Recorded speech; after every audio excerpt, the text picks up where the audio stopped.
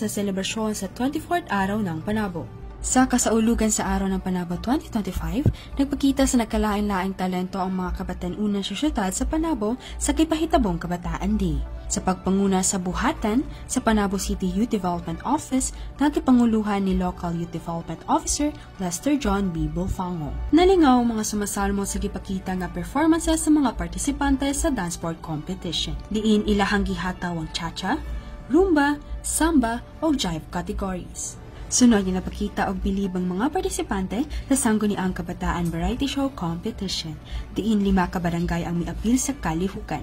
Ang barangay A.O. Floyrendo, Daco, Cagahongan, San Vicente ug New Visayas. Dugang pa, nahimong kampyon ang mga kabatan-unan sa SK Barangay A.O. Floyrendo tungod sa ilahang maanindot nga konsepto sa ilahang performance. Nagpasundayag usab sa talento ang LGBTQ+ community sa kipahigayong Josa Drag Queen Competition 2025 ug nahimong daog si Althea Alquizar nga gikan sa Barangay Dapco. Wala usab nagpaulahi ang talentadong Panabuans sa pagpakita og hanas sa pagsayaw, pag-arte ug pagkanta. Bago na human ang aktibidades, nakigsadya sikat nga social media influencer nga nailhan sa pangalan nga Mati Telma.